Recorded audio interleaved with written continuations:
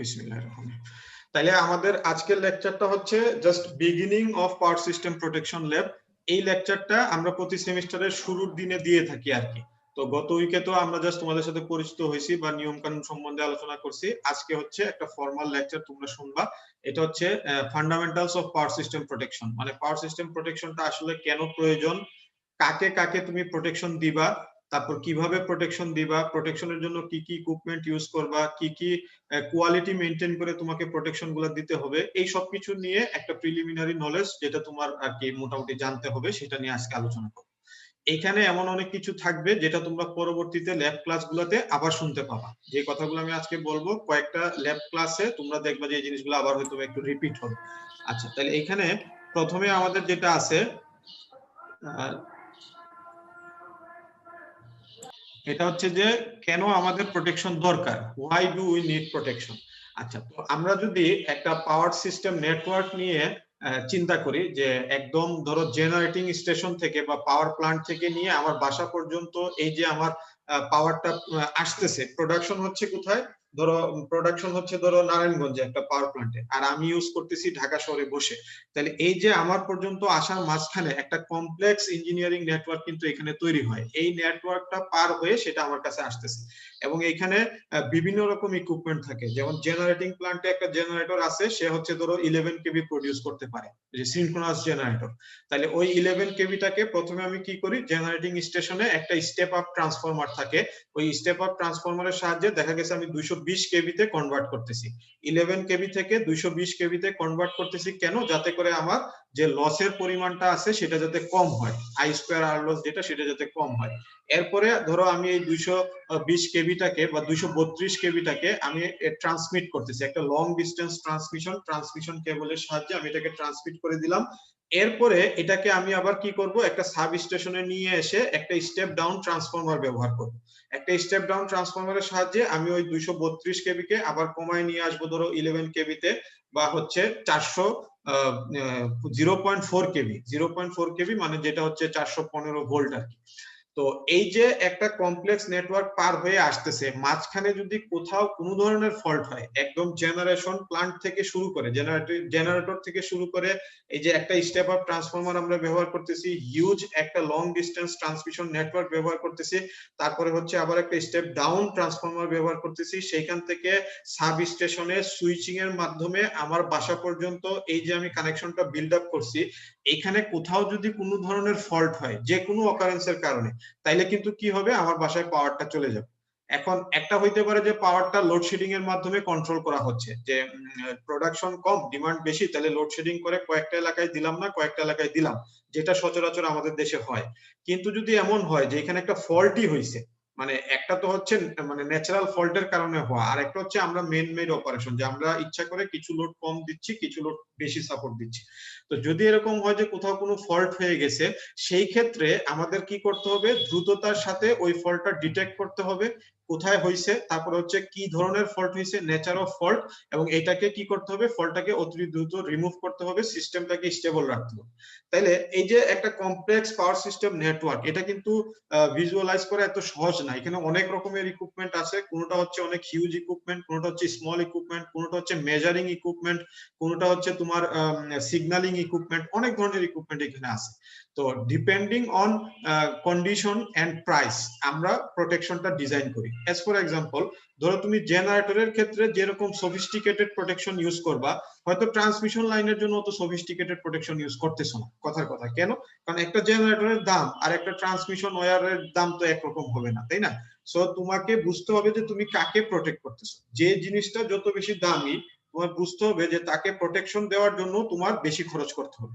আর যেটা কম দামি ইকুইপমেন্ট, সেটার জন্য তুমি প্রোটেকশন দিবা, প্রোটেকশন তো দিতেই হবে, কিন্তু সেটার জন্য হয়তো তুমি একটা সিম্পল ডিজাইন করবা। তাইলে যখনই তোমার একটা প্রোটেকশনে, তোমাকে যদি কেউ প্রশ্ন করে যে কেন আমাদের পাওয়ার সিস্টেম প্রোটেকশন দরকার, তুমি কি বলবা, যে কন্টিনিউটি অফ সাপ্লাই আমাদের মেনটেন করতে হয়। তুমি কি চাও যে তোমার দিনে 12 ঘন্টা কারেন্ট থাকুক আর 12 ঘন্টা না থাকুক? এটা কি তুমি চাও? এটা তো আমরা চাই না। আমরা চাই 24/7 আমাদের যাতে সাপ্লাইটা মেনটেন হয়।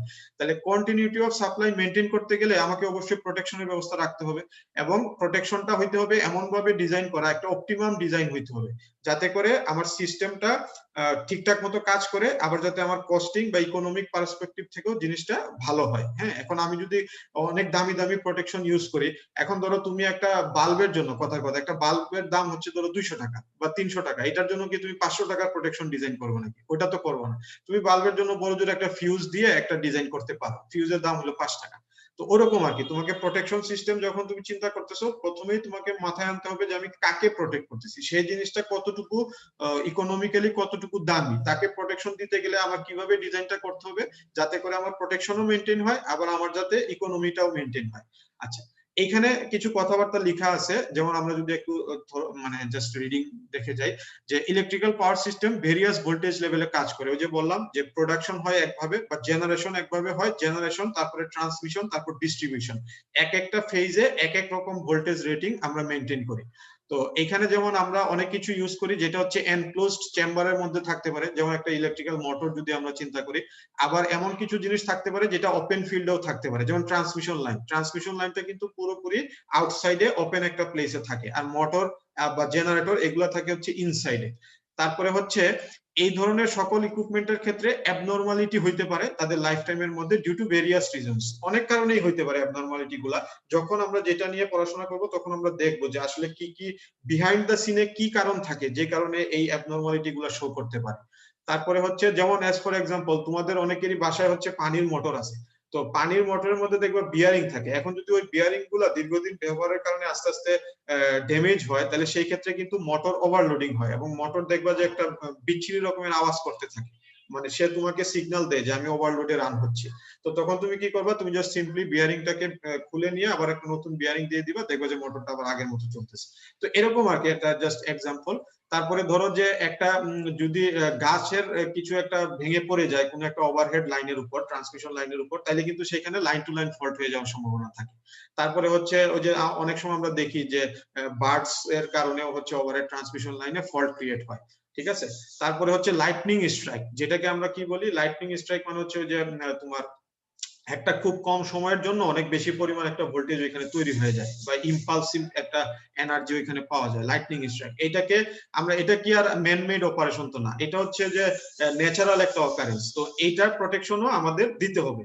কেন দিতে হবে? কারণ লাইটনিং স্ট্রাইক, ধরো আমাদের আউটসাইডে যে ট্রান্সফরমার গুলো থাকে, ডিস্ট্রিবিউশন ট্রান্সফরমার, কোন একটা ট্রান্সফরমারের উপর যদি এরকম একটা লাইটনিং এসে আঘাত করে, সেই ক্ষেত্রে ওই ট্রান্সফরমারের যদি ইনসুলেশন ফেলিওর হয়, তাহলে দেখা যাবে একটা মোটামুটি একটা এলাকার মধ্যে কারেন্ট কিন্তু চলে যাচ্ছে। তার মানে কি, যে সিস্টেমটা ব্রেকডাউন হয়ে আমি ওই কি বলে যে পাওয়ারটা কাট আউট হয়ে গেল। তো এরকম যাতে না হয় আর কি, এই জন্য।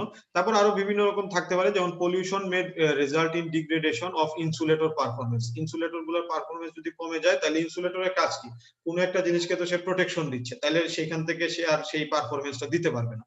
তারপর হচ্ছে আন্ডার ফ্রিকোয়েন্সি বা ওভার ফ্রিকোয়েন্সিতে যদি আমাদের জেনারেটর গুলো রান করে, তাহলে সেখানে মেকানিক্যাল কিছু ড্যামেজ হওয়ার সম্ভাবনা থাকে, টারবাইনের কিছু ড্যামেজ হওয়ার সম্ভাবনা থাকে, এবং এরকম বিভিন্ন রকম কারণে আমাদের হচ্ছে যে ইকুইপমেন্ট গুলো আছে পাওয়ার সিস্টেম নেটওয়ার্কের মধ্যে, সেই ইকুইপমেন্ট গুলা তাদের যে ন্যাচারাল বিহেভিয়ার, সেই বিহেভিয়ারটা থেকে তারা হচ্ছে অ্যাবনর্মাল একটা বিহেভিয়ার শো করতে পারে। তো এই জন্য হচ্ছে আমাদের প্রোটেকশন দিতে হবে। আমাদের কাজ হচ্ছে কি, আমাদের কাজ হচ্ছে যে কোনো উপায়ে, it is necessary to avoid this abnormal operating region, যে কোনো উপায়ে আমরা এই অ্যাবনর্মাল কন্ডিশনটাকে অ্যাভয়েড করার চেষ্টা করব। আর যদি অ্যাভয়েড করতে না পারি, তাহলে একটা ব্যাকআপ সিস্টেম রাখবো, যে সিস্টেমের মাধ্যমে আমার আনহেলদি ইকুইপমেন্ট গুলা, মানে যেগুলো ড্যামেজড হয়ে যাচ্ছে বা হয়ে গেছে, তারা সিস্টেম থেকে রিমুভ হয়ে যাবে, আর সিস্টেমের যে হেলদি পোরশনটা আছে সেই পোরশনটা যাতে এজ ইউজুয়াল সাপ্লাইটা কন্টিনিউ করতে পারে। মানে এমন যাতে না হয় যে একটা মোটর ড্যামেজ হওয়ার কারণে আরো 10টা মোটর বন্ধ হয়ে যাচ্ছে, তাহলে তো হবে না। যেটা নষ্ট হয়েছে শুধু সেটাকে আমি রিমুভ করে দিব, সিস্টেম থেকে বাইর করে দিব, আর যেগুলো ভালো আছে সেগুলো যাতে কন্টিনিউয়াস সাপ্লাইটা মেইনটেইন করতে পারে। আচ্ছা, তারপরে আরো একটা ইম্পর্টেন্ট জিনিস হচ্ছে কি, আমাদের এই যে পাওয়ার প্ল্যান্ট গুলাতে যে হিউম্যান পার্সোনালরা কাজ করতেছে, বা সাব স্টেশনে যারা কাজ করতেছে, বা একজন নর্মাল ইলেকট্রিশিয়ান, আমার বাসায় একটা সার্কিট ব্রেকার নষ্ট হয়ে গেল, আমি একজন ইলেকট্রিশিয়ানকে কল করলাম, উনি এসে সার্কিট ব্রেকারটা রিপ্লেস করবে। এখন আমার যদি ওখানে সিস্টেম এরকম না থাকে, উনি আসলো, এসে হাত দিল, হাত দিয়ে উনি শক খাইলো, তাহলে তো হবে না। তাহলে আমাকে হিউম্যান পার্সোনাল সেফটি এটাও মেনটেন করতে হবে। কারণ হিউম্যান পার্সোনালরা কি করে, অনেক সময় তারা এক্সপোজ হয়ে যায় লাইভ পার্টস এর সাথে, মানে কারেন্ট কন্ডাক্টিং কেবলের সাথে তারা এক্সপোজড হয়ে যেতে পারে, নরমালি ফল্ট কন্ডিশনের ক্ষেত্রে এরকম হয়। তো এগুলো যাতে না হয় সেটার জন্য আমাকে একটা সেফটি মেজার রাখতে হবে সিস্টেমের মধ্যে। যেমন দেখো যে একটা small current around 50 milliampere পরিমাণ কারেন্টও কিন্তু একজন হিউম্যান পার্সোনালের জন্য ফেটাল হতে পারে, মানে তার ডেথ অকারেন্স হয়ে যেতে পারে এই অল্প পরিমাণ কারেন্টও যদি তার বডির মধ্য দিয়ে পাস হইতে পারে। তাইলে এই এই জিনিসগুলো আমাদের মাথায় রাখতে হবে। ইলেকট্রিক্যাল ইকুইপমেন্টের সেফটি ঠিকঠাক মতো প্রোভাইড করতে হবে, ডিজাইনটা সুন্দর করে করতে হবে, এবং প্রত্যেকটা ইকুইপমেন্টকে, এটা একটু জরুরি, সেটা হচ্ছে প্রত্যেকটা ইকুইপমেন্টকে কন্টিনিউয়াসলি মনিটরিং করতে হবে। মনিটরিং মানে কি, তুমি তো নিজে বসে থাকবে না ইকুইপমেন্টের সামনে, তুমি একটা কন্ট্রোল রুমে থাকবা, তুমি প্রতিটা ইকুইপমেন্টের সাথে রিলে, সার্কিট ব্রেকার, এরকম আরো অনেক কিছু অ্যাড করে রাখতেছো, সেগুলো হচ্ছে মনিটর করবে, পারফরম্যান্স মনিটর করবে। যদি কখনো কোথাও কোনো অ্যাবনরমালিটি তারা পায়, তাহলে তারা তোমার জন্য ওয়েট করবে না, তারা অটোমেটিক্যালি একটা সিগন্যাল জেনারেট করে ওই ফল্টি আইটেমটাকে আমাদের টোটাল নেটওয়ার্ক থেকে বাহির করে দিবে। ঠিক আছে, তার মানে হচ্ছে মনিটরিং এর মাধ্যমে যদি কোনো ফল্ট ধরা পড়ে তাহলে সেটাও যাতে সিস্টেম থেকে বাহির হয়ে যায়। তারপরে হচ্ছে এই পুরো সিস্টেমটা যখন আমরা ডিজাইন করতে পারবো তখন তো আমরা একটা প্রোটেকশন সিস্টেম বলতে পারবো, বা ভালো একটা প্রোটেকশন সিস্টেম বলতে পারবো। এবং এইখানে প্রোটেকশনের মধ্যে দুই রকমের প্রোটেকশন আমাদের দিতে হবে, একটা হচ্ছে অ্যাপারেটাস গুলোর প্রোটেকশন, আর একটা হচ্ছে সিস্টেমের প্রোটেকশন। অ্যাপারেটাস প্রোটেকশন কি হতে পারে, যেমন ধরো generator, transformer, motor, transmission line, বাসবার, এগুলো হচ্ছে আমাদের অ্যাপারেটাস, এগুলোকে আমরা প্রোটেকশন দিচ্ছি। আরেকটা হচ্ছে আমাদের ইন্টারনাল যে সিস্টেম, সেই সিস্টেমেরও একটা প্রোটেকশন আমাদের মেইনটেইন করতে হবে, যাতে টোটাল সিস্টেমটা স্টেবিলিটি মেইনটেইন করতে পারে। তাহলে প্রোটেকশনের ফান্ডামেন্টাল যদি তোমাদেরকে বলা হয় তাহলে কি, প্রথমে হচ্ছে what is protection. What is protection? Avoiding the undesirable effects of abnormal electrical system behaviour by appropriate action. তাহলে প্রোটেকশন দিব আমি আনডিজাইরেবল ইফেক্ট যদি অ্যাবনরমাল সিস্টেমের মধ্যে চলে আসে, অ্যাবনরমালিটি চলে আসে সিস্টেমে, তাহলে সেটাকে আমি আনডিজাইরেবল ইফেক্ট বলতেছি, সেটাকে আমি অ্যাপ্রোপ্রিয়েট অ্যাকশনের মাধ্যমে রিমুভ করব, তাহলে প্রোটেকশন হইল। কাকে কাকে প্রোটেকশন করতেছো? ইকুইপমেন্টকে প্রোটেকশন করতেছো, হিউম্যান পার্সোনাল কে প্রোটেকশন দিতেছো, এবং সর্বোপরি পুরো যে পাওয়ার সিস্টেম নেটওয়ার্ক সেটাকে প্রোটেকশন দিচ্ছ, যাতে করে টোটাল সিস্টেমের স্টেবিলিটিটা মেইনটেইন হয়। তারপরে হচ্ছে কেন তাদেরকে প্রোটেকশন দিচ্ছ, কারণ এদের ড্যামেজ যাতে না হয়, হিউম্যান ইনজুরি যাতে না হয়, অথবা তার যাতে সিস্টেমটা কোলাপস না করে। যেমন তোমরা অনেক সময় শুনবা যে ব্ল্যাক আউট হয়ে যায়, ধরো ইউএসএ তে শুনবা যে ওদের ওইখানে তো ম্যাক্সিমাম টাইমে টর্নেডো হয়, বা এইসব কারণে দেখা যায় যে পুরো একটা স্টেট ব্ল্যাক আউট হয়ে গেছে, তার মানে পাওয়ার সিস্টেম নেটওয়ার্কটা কোলাপস করছে। এরকম যাতে না হয় আমরা অবশ্যই প্রোটেকশন দিব, যাতে করে প্রোটেকশন ইকুইপমেন্টের ড্যামেজটাকে আমরা কমাইতে পারি যতটুকু সম্ভব, হিউম্যান পার্সোনালের ইনজুরি যাতে না হয়, এবং সিস্টেমটা যাতে কোলাপস না করে, ব্ল্যাক আউট পজিশন এরকম যাতে কিছু না হয়। এবং কিভাবে আমরা তাদেরকে প্রোটেকশন দিব, বিভিন্ন রকমের হচ্ছে ইকুইপমেন্ট আমরা এখানে ইউজ করব। আইসোলেটিং করে অ্যাবনরমাল পার্টটাকে আমরা সিস্টেম থেকে আলাদা রাখবো, হেলদি পার্টটাকে আলাদা রাখবো, এবং খুব তাড়াতাড়ি আমরা করব, লিস্ট ডিলে। এখানে ডিলে করার সুযোগ নাই। তুমি যদি মনে করো আচ্ছা হইতেছে হোক, ওই জায়গায় ট্রান্সফরমারের মধ্যে একটু প্রবলেম দেখা দিচ্ছে, আমি আজকে করব কালকে করব, তাইলে হবে না। কারণ যত তাড়াতাড়ি তুমি প্রবলেমটাকে ফাইন্ড আউট করে সলিউশন করবা, তত ইকুইপমেন্টটার ড্যামেজ কম হবে, আর যত দেরি করবা তত ড্যামেজ বেশি হবে। এমন হইতে পারে যে তুমি দেরি করার কারণে পুরো ইকুইপমেন্টটাই ড্যামেজ হয়ে গেছে, এটাকে আর কাজ করানোই সম্ভব না। যেমন তোমরা যারা ঘোড়াশাল পাওয়ার প্ল্যান্ট ভিজিট করছো, ওখানে দেখছো যে একটা ইউনিট, একটা জেনারেটিং ইউনিট পুরোপুরি বন্ধ প্রায় 2-2.5 বছর যাবত। যে কোনো কারণেই হোক ওখানে একটা ফল্ট হয়ে পুরো ওই জেনারেটিং ইউনিটটাই নষ্ট হয়ে গেছে, 6-7টা ইউনিটের মধ্যে যে কোনো একটা ইউনিট হচ্ছে ড্যামেজ হয়ে গেছে। আচ্ছা, তাহলে এগুলো হচ্ছে আমাদের বেসিক ফান্ডামেন্টালস। তারপরে যদি আমরা দেখি যে পাওয়ার সিস্টেম প্রোটেকশনের ইন্ট্রোডাকশনের মধ্যে কি কি আছে, দেখো এখানে বলা হচ্ছে কি, যে কাস্টমার বা এজ এ কনজিউমার, কাস্টমার না বলে আসলে কথাটা বলা উচিত কনজিউমার, কারণ আমরা ইলেকট্রিসিটিটাকে কনজিউম করতেছি, ব্যবহার করতেছি। তাহলে কনজিউমাররা অলওয়েজ চায় হচ্ছে কন্টিনিউয়াস একটা সাপোর্ট, 24/7 একটা সাপোর্ট। আমাদের বর্তমান যে লাইফস্টাইল, এখানে আমরা ভাবতেও পারি না যে আমার বাসায় 1 ঘন্টা কারেন্ট থাকবে না, তাই না? সো আমরা চাই কন্টিনিউয়াস একটা সাপ্লাই অফ পাওয়ার। তারপরে হচ্ছে যারা হচ্ছে এই সিস্টেমগুলো ডিজাইন করেন, তাদেরকে আগে থেকে ফোরকাস্ট করতে হবে যে কখনো কি কোথাও কোনো ইন্টারাপশন হওয়ার সম্ভাবনা আছে কিনা। যদি ডিস্ট্রিবিউশন সিস্টেমের মধ্যে এরকম ইন্টারাপশন তৈরি হয়, ইন্টারাপশন মানে হচ্ছে ধরো আধা ঘন্টার জন্য আমি লোডশেডিং করা লাগবে, এরকম এই জিনিসগুলো আগে থেকেই আমাকে কি করতে হবে, ফোরকাস্ট করে রাখতে হবে, যাতে করে আমি ক্লায়েন্টকে সঠিক সময় জানাতে পারি। তারপরে হচ্ছে অনেক সময় আমরা আবার ফেলিওর ডিটেক্ট করতেও যদি আমাদের দেরি হয়, এবং যে কোনো কারণে হোক আমাদের যদি লোডশেডিং করতেই হয়, সেই ক্ষেত্রে আমাদের কাজ হবে যত তাড়াতাড়ি সম্ভব সিস্টেমটাকে রিস্টোর করা, আবার আগের অবস্থায় ফেরত নিয়ে আসা। এবং যখনই কোথাও ফল্ট হবে আমরা শুধুমাত্র আইসোলেশন করব কাকে, যেটা ফল্টি পার্ট হবে শুধু সেটাকে। আচ্ছা, নেক্সট হচ্ছে প্রোটেক্টিভ ইকুইপমেন্ট আমরা ইউজ করতে হবে। প্রোটেকশন সিস্টেমের ডিজাইনে ইম্পর্টেন্ট কিছু প্রোটেক্টিভ ইকুইপমেন্ট আছে, যেমন হচ্ছে প্রোটেক্টিভ রিলে, এটা হইতে পারে, বিভিন্ন রকমের রিলে আছে। তো প্রোটেক্টিভ রিলে গুলোকে আমরা ব্যবহার করতে পারি in a power network to detect. দেখো রিলের কাজ কি? রিলের কাজ হচ্ছে ডিটেক্ট করা, ডিসক্রিমিনেট করা এবং আইসোলেট করা। প্রথমে হচ্ছে ডিটেকশন। ডিটেকশন তো অনেক কিছুই হইতে পারে, নর্মাল সিচুয়েশনটাকেও তো রিলে ডিটেক্ট করতেছে, তাহলে ডিটেক্ট আর ডিসক্রিমিনেট এই দুইটার মধ্যে তফাৎ কি দেখো। ডিটেক্ট হচ্ছে একটা রিলের মধ্যে দিয়ে 5 এম্পিয়ার কারেন্ট যাচ্ছে, এটা ন্যাচারাল, এটাকে সে ডিটেক্ট করতেছে। কিন্তু যদি 10 এম্পিয়ার কারেন্ট চলে আসে কখনো, তাহলে সেটা হচ্ছে অ্যাবনর্মাল কন্ডিশন। তাহলে এই যে 5 এম্পিয়ারকে সে নর্মাল সিচুয়েশন আর 10 এম্পিয়ারকে অ্যাবনর্মাল সিচুয়েশন বলবে, সেটাকে হচ্ছে ডিটেক্ট আর ডিসক্রিমিনেট। তাহলে যখন 5 এম্পিয়ার তখনও ডিটেক্ট করবে, যখন 10 এম্পিয়ার তখনও ডিটেক্ট করবে। কিন্তু ডিসক্রিমিনেট করবে কাকে? ওই 10 এম্পিয়ারটাকে সে ডিসক্রিমিনেট করবে, মানে আলাদা করবে যেটা ফল্ট, এবং সাথে সাথে সে হচ্ছে তার পরবর্তী রিলের সাথে যে জিনিসটা অ্যাটাচ ওইটাকে সে আইসোলেট করে ফেলবে, সিস্টেম থেকে আইসোলেট করে ফেলবে। তাহলে সেই ক্ষেত্রে হচ্ছে আমাদের নেটওয়ার্কের যে সেফটি সিকিউরিটি সেটা এনশিওর হবে, এবং কন্টিনিউটি অফ পাওয়ার এটা বজায় থাকবে, এবং ড্যামেজ হচ্ছে মিনিমাম ড্যামেজ হবে। যত তাড়াতাড়ি আমি ফল্ট ডিটেক্ট করব, আলাদা করে ফেলবো, তত আমার মিনিমাম ড্যামেজ হবে। দেখো role of power system protection. Power system প্রোটেকশনের কাজটা কি? মূলত এখানে তিনটা কাজ সবচেয়ে জরুরি, আরো অনেক থাকতে পারে কিন্তু এই তিনটা হচ্ছে সবচেয়ে জরুরি। এক নম্বরটা হচ্ছে কন্টিনিউটি অফ সাপ্লাই মেনটেন করতে হবে, to safeguard the entire system for so that we can ensure the continuity of supply. দুই নম্বর হচ্ছে ইকুইপমেন্টের ড্যামেজটাকে মিনিমাম পর্যায়ে রাখতে হবে এবং রিপেয়ারিং কস্টটাকে মিনিমাম পর্যায়ে রাখতে হবে। আমি যদি তাড়াতাড়ি এটা করতে পারি, ড্যামেজ কম হলে রিপেয়ার কস্ট কম হবে। যদি ড্যামেজ পুরোপুরি ড্যামেজ হয়, হয়তো আনরিপেয়ারেবল হয়ে যাবে বা রিপেয়ার কস্ট অনেক বেশি লাগবে। তারপরে আরেকটা যেটা অনেক ইম্পর্টেন্ট জিনিস, সেটা হচ্ছে সেফটি অফ পার্সোনাল। কারণ এই কাজগুলো তো মানে মানুষ করবে, তাই না? হিউম্যান পার্সোনালরা এই কাজগুলো করবে, সো তাদের সেফটি সিকিউরিটি সবসময় মেনটেন করতে হবে, যাতে কোনোভাবেই কোনো ধরনের শর্ট সার্কিট কন্ডিশন হোক বা যে কোনো ধরনের কন্ডিশনই হোক, যাতে হিউম্যান সেফটিটা অলওয়েজ মেনটেন থাকে। তাহলে পাওয়ার সিস্টেম প্রোটেকশনের রোল হচ্ছে তিনটা, এই তিনটা একটু মনে রাখবে, এটা ভাইবার সময় জিজ্ঞেস করা হয়। আচ্ছা, নেক্সট আমাদের যে জিনিসটা সেটা হচ্ছে মেজর পাওয়ার সিস্টেম কম্পোনেন্ট। ওই যে শুরুতে বলছিলাম যে একদম পাওয়ার স্টেশন থেকে শুরু করে আমার বাসা পর্যন্ত আনার জন্য এই যে পুরো সিস্টেমটা আমরা দেখি, এই সিস্টেমের মধ্যে মেইনলি যে জিনিসগুলো থাকে, প্রথমে থাকবে হচ্ছে একটা জেনারেটর, জেনারেটিং প্ল্যান্টের মধ্যে প্রথমে থাকবে একটা জেনারেটর, তারপরে থাকবে স্টেপ আপ ট্রান্সফরমার, তারপরে থাকবে স্টেপ ডাউন ট্রান্সফরমার, তারপরে থাকবে ডিস্ট্রিবিউশন ট্রান্সফরমার। বিভিন্ন রকমের ট্রান্সফরমার আমরা ইউজ করি, ডিপেন্ডিং অন অ্যাপ্লিকেশন ট্রান্সফরমার গুলোর নাম কিন্তু চেঞ্জ হয়ে যায়। তারপরে হচ্ছে ট্রান্সমিশন লাইন তো থাকবেই, এবং ট্রান্সমিশন লাইনের কিছু রেঞ্জ থাকে, যে এত কেবি হলে আমরা বলি হাই ভোল্টেজ ট্রান্সমিশন, এরকম হলে বলি মিডিয়াম ভোল্টেজ ট্রান্সমিশন, তারপরে এক্সট্রা হাই ভোল্টেজ ট্রান্সমিশন। এই জিনিসগুলো তোমাদের জানতে হবে, যে ট্রান্সমিশন লাইনের যে রেঞ্জ, ভোল্টেজ রেঞ্জ, কাকে কি বলবা, low voltage, high voltage, medium voltage, তারপরে এক্সট্রা হাই ভোল্টেজ, এরকম বিভিন্ন রেঞ্জ আছে।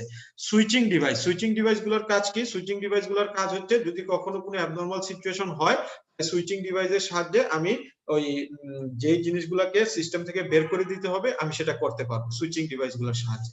তারপরে লোড, লোড তো হচ্ছে আমরা কনজিউমাররা হচ্ছে আমরা বেসিক্যালি লোড ইউজ করতেছি, লোড সাইড হচ্ছে কনজিউমার সাইড। তাহলে একদম জেনারেশন থেকে শুরু করে লোড মানে হচ্ছে কনজিউমার সাইড পর্যন্ত আমাদেরকে এই জিনিসগুলা লাগবে, এই জিনিসগুলো আমাদেরকে প্রোটেকশনের জন্য লাগবে। কয়েকটা এক্সাম্পল যদি আমরা দেখি, যেমন ইলেকট্রিক্যাল ফেইলিওর এবং তাদের পসিবল সলিউশন কি হইতে পারে। যেমন একটা ইলেকট্রিক্যাল ফেইলিওর হইতে পারে এরকম, যে insulation failure due to lightning. Lightning মানে ওই যে বজ্রপাত আর কি যেটা। তাহলে ইনসুলেশন ফেইলিওর, তাহলে লাইটনিং এর কারণে যদি আমার ধরো ট্রান্সফরমারের ইনসুলেশন ফেইলিওর হয়, তাহলে তো ট্রান্সফরমারের মধ্যে একটা ড্যামেজ হয়ে যাওয়ার সম্ভাবনা থাকবে। অথবা ধরো সুইচিং ট্রানজিয়েন্টস, যেমন ধরো ইন্ডাকশন মোটর, একটা ইন্ডাকশন মোটরকে যখন আমরা জাস্ট অন করি, তখন শুরুতে যখনই অন বাটন প্রেস করি তখনই তার মধ্যে একটা ট্রানজিয়েন্ট কারেন্ট চলে আসে, খুব অল্প সময়ের জন্য, খুবই অল্প সময়ের জন্য, ধরো মিলি সেকেন্ড সময়ের জন্য তার মধ্যে একটা 7-8 গুণ বেশি কারেন্ট চলে আসে, যেটা নর্মাল অপারেটিং কন্ডিশনে আসবে না। তাহলে ওটাকে আমরা বলতেছি কি, যে সুইচিং ট্রানজিয়েন্টস, যে অল্প সময়ের জন্য একটা বেশি পরিমাণ কারেন্ট সেখানে চলে আসতেছে। অথবা সাস্টেইনড ওভার ভোল্টেজ, যেমন নরমাল একটা ভোল্টেজ রেঞ্জের চেয়ে যদি বেশি ভোল্টেজ থাকে এবং সেটা যদি অনেকক্ষণ ধরে থাকে, সাস্টেইনড অবস্থায় থাকে, সেই ক্ষেত্রেও হচ্ছে আমার ইকুইপমেন্টের ড্যামেজ হওয়ার সম্ভাবনা থাকবে। কারণ প্রত্যেকটা ইকুইপমেন্টের জন্য তো একটা নির্দিষ্ট ভোল্টেজ রেটিং থাকে, যে ধরো একটা ইকুইপমেন্টের গায়ে লেখা আছে ধরো 200 ভোল্ট থেকে 240 ভোল্ট, তার মানে 200 ভোল্টের কম অথবা 240 ভোল্টের বেশিতে যদি আমি তাকে অনেকক্ষণ রাখি, তাহলে কিন্তু সেই ইকুইপমেন্টটা ড্যামেজ হয়ে যেতে পারে। তো এরকম সিচুয়েশনে লাইটনিংটাকে রিমুভ করার জন্য আমরা সার্জ অ্যারেস্টার ব্যবহার করতে পারি, অথবা লাইটনিং অ্যারেস্টার ব্যবহার করতে পারি, এগুলো আমরা ডিটেইলসে দেখবো পরবর্তী ল্যাবগুলোতে। তারপরে হচ্ছে এই যে ওভার ভোল্টেজ সিচুয়েশনটাকে ডিটেক্ট করার জন্য এবং এটাকে রিমুভ করার জন্য আমরা ওভার ভোল্টেজ রিলে স্কিম ব্যবহার করতে পারি। রিলের স্কিম বিভিন্ন রকমের আছে, ওভার ভোল্টেজ হচ্ছে তার মধ্যে একটা। তাহলে এইভাবে আমরা এটাকে আইডেন্টিফাই করে এটাকে একটা সলিউশন দিতে পারি। তারপরে সাপোজ শর্ট সার্কিট যদি হয় কখনো, তাহলে কি হবে, একটা এক্সেসিভ ফল্ট কারেন্ট হবে। আমরা জানি যখনই শর্ট সার্কিট হয় তখন লাইনের রেজিস্ট্যান্সের ভ্যালু কমে যায়, তাই না? শর্ট সার্কিট হলে লাইনের রেজিস্ট্যান্স কমে যাচ্ছে, তার মানে তখন ফল্ট কারেন্টের পরিমাণ অনেক বেড়ে যাবে। V is equal to I R, তাহলে আর যদি না থাকে তাহলে আই হচ্ছে অনেক বেড়ে যাচ্ছে। বা হচ্ছে পাওয়ারের ফর্মুলা যদি তোমরা দেখো যে পি সমান কি, পি সমান ভি আই, আবার ভি সমান আই আর, তাহলে আই স্কোয়ার আর, তাহলে সেখান থেকেও তোমরা হিসাব করে বের করতে পারবা যে কারেন্টের পরিমাণটা যখনই ফল্ট হয়, নর্মাল যে কারেন্ট থাকে সেই কারেন্টের চেয়ে 1000 গুণ পর্যন্ত কারেন্ট বেড়ে যেতে পারে। তো সেই ক্ষেত্রে যখনই শর্ট সার্কিট কন্ডিশন হচ্ছে এবং ফল্ট কারেন্ট সিস্টেমের মধ্যে চলে আসতেছে, তখন আমরা হচ্ছে ইকুইপমেন্ট হিসেবে ফিউজ ব্যবহার করতে পারি, একদম লোয়েস্ট প্রাইসের মধ্যে, একদম সিম্পল ডিজাইন, একদম সিম্পল কি বলে যে সিম্পল সিস্টেম, এবং এটাকে খুবই কম দামের মধ্যে দেওয়া সম্ভব। তাহলে ফিউজ হইতে পারে একটা সলিউশন। আরেকটা সলিউশন হচ্ছে কি, রিলে ইউজ করা টু ডিটেক্ট সার্চ কন্ডিশন। তো যদি আমার ইকুইপমেন্টটা খুব সফিস্টিকেটেড হয় তাহলে আমি রিলে ব্যবহার করব, আর ইকুইপমেন্টটা যদি কম দামি হয় তাহলে আমি ফিউজ দিয়েই মানে ডিজাইনটা কমপ্লিট করে ফেলবো। তো ডিপেন্ডিং অন সিচুয়েশন আমরা হচ্ছে বিভিন্ন রকমের কমপ্লেক্স ডিজাইন করে থাকি আর কি। ওই যে শুরুতে বলছিলাম যে আমার দামের উপর ডিপেন্ড করবে, আমি যাকে প্রোটেকশন দিচ্ছি তার তুলনায় যাতে প্রোটেকশন সিস্টেম বেশি দামি না হয়ে যায়, মানে ইকুইপমেন্টের তুলনায় যাতে আবার তোমার প্রোটেকশন সিস্টেম বেশি দামি না হয়ে যায় আর কি, সেটা মাথায় রাখতে হবে। তারপরে হচ্ছে ধরো আমাদের রিলেগুলার কাজ কি, relay operate isolating devices such as circuit breaker or circuit switchers, মানে সার্কিট ব্রেকার গুলা আর রিলে গুলা ইন্টিগ্রেটেড অবস্থায় থাকবে। রিলের কাজ হচ্ছে ডিটেক্ট করা, একটা সিগন্যাল তৈরি করা, এই সিগন্যালটা সার্কিট ব্রেকারে গেলে সার্কিট ব্রেকার ট্রিপ করলে সার্কিট ব্রেকারের পরে আর কারেন্টটা পাস হইতে পারবে না, মানে সার্কিট ব্রেকারের সামনে যে লোডগুলো আছে সেই পর্যন্ত কারেন্টটা যেতে পারবে না, সার্কিট ব্রেকার ট্রিপ হয়ে গেল। এখন তুমি ভাবতে পারো যে এই জিনিসগুলো হইতে মনে হয় 5-10 মিনিট সময় লাগতেছে, এগুলা উইদিন এ সেকেন্ড অথবা মিলি সেকেন্ড সময়ের মধ্যে হয়ে যাবে। একটা ট্রানজিয়েন্ট কারেন্ট আসলো, সাথে সাথে রিলে সেটা ডিটেক্ট করলো, রিলে সেই সিগন্যালটা সার্কিট ব্রেকারকে দিয়ে দিল, সার্কিট ব্রেকার সাথে সাথে ট্রিপ করলো, আমার ইকুইপমেন্ট গুলো সেফ হয়ে গেল। ঠিক আছে, এগুলো খুবই কম সময়ের মধ্যে হবে। আচ্ছা, তারপরে হচ্ছে সার্কিট ব্রেকারের নির্দিষ্ট রেটিং থাকবে। ধরো একটা সার্কিট ব্রেকারের রেটিং হচ্ছে সে 10 এম্পিয়ারের কারেন্ট পর্যন্ত সেফটি দিতে পারবে, একটা রেটিং হচ্ছে 32 এম্পিয়ার, একটা হচ্ছে 63 এম্পিয়ার, এরকম নির্দিষ্ট কিছু রেটিং এর সার্কিট ব্রেকার পাওয়া যায়, বুঝছো? ধরো তোমাদের বাসায় তুমি দেখবা যে তোমাদের যে সার্কিট প্যানেল আছে ওখানে গিয়ে দেখবা যে অনেকগুলো সার্কিট ব্রেকার আছে, এক একটা রুমের জন্য এক একটা। এখন ধরো তোমার কোন রুমে এসি আছে আর একটা রুমে এসি নাই, তো যে রুমে এসি আছে ওই রুমের জন্য যে সার্কিট ব্রেকার স্বাভাবিকভাবে ওইটা রেটিং বেশি হবে, ধরো ওটা রেটিং 32 এম্পিয়ার। আর আরেকটা রুমে হচ্ছে তুমি শুধু ল্যাপটপ ইউজ করো, কোনো এসি টেসি নাই বা ফ্রিজ টিজ নাই, তখন দেখা যাবে ওইটা রেটিং 10 এম্পিয়ার বা 12 এম্পিয়ার দিলেই চলতেছে। তো সার্কিট ব্রেকারের রেটিং যত বাড়বে ওইটার ডিজাইনও আস্তে আস্তে চেঞ্জ হবে এবং তখন দামটাও চেঞ্জ হবে, মানে রেটিং যত বেশি হবে দামও তত বেশি হবে। এগুলো হচ্ছে জাস্ট বেসিক কনসেপ্ট। তো এরপরে আমাদের যেটা, তোমরা আসো তো নাকি, কারো কোনো আওয়াজ পাচ্ছি না? জি স্যার, আসি স্যার। আচ্ছা, মাঝে মাঝে একটু হ্যাঁ হু দিও আর কি। আচ্ছা যাই হোক, না স্যার, জি স্যার। আচ্ছা ওকে। তারপরে হচ্ছে আমাদের বেসিক কিছু অ্যাট্রিবিউটস যেগুলো আমাদের ডিজাইন পারপাসে আমরা মাথায় রাখবো ডিজাইন করার সময়। এক নম্বরটা হচ্ছে কি সিলেক্টিভিটি, তারপর স্টেবিলিটি, তারপর সেনসিটিভিটি এবং তারপর স্পিড। এটা খুবই ইম্পর্টেন্ট একটা কোশ্চেন এবং এটা ল্যাব ভাইভাতে সবাইকেই ফেস করতে হয় যে পাওয়ার সিস্টেম প্রোটেকশনের বেসিক রিকোয়ারমেন্টস গুলা কি কি। সিলেক্টিভিটি বলতে কি বোঝায় দেখো, যে to detect and isolate the faulty item only. ওই যে আগে যেটা বলছিলাম, তোমার সিস্টেমটা তো অনেক কমপ্লেক্স, একটা কমপ্লেক্স সিস্টেমের মধ্যে ধরো 10টা ফিডার আছে, এখন ফল্ট হইছে ফিডার একে, আর ওই ফল্টটাকে তুমি রিমুভ করতে পারো নাই, তুমি 10টাই বন্ধ রাখছো, তাইলে কি হইলো, শুধু শুধু ওই 10টা ফিডারের সাথে যে লোডগুলা কানেক্টেড ছিল তারা কিন্তু কোনো পাওয়ার পাইলো না, তাইলে এটা তোমার ফল্ট এজ এ ইঞ্জিনিয়ার, এটা তোমার ডিজাইনে ভুল যে তুমি সিলেক্টিভ অপারেশন রাখতে পারো নাই। সিলেক্টিভ অপারেশন মানেই হচ্ছে তোমার যেখানে ফল্ট হবে বা যে ফিডারে ফল্ট হইলো ওইটাই শুধু রিমুভ হবে, বাকিগুলো যেমন আছে তেমন থাকবে।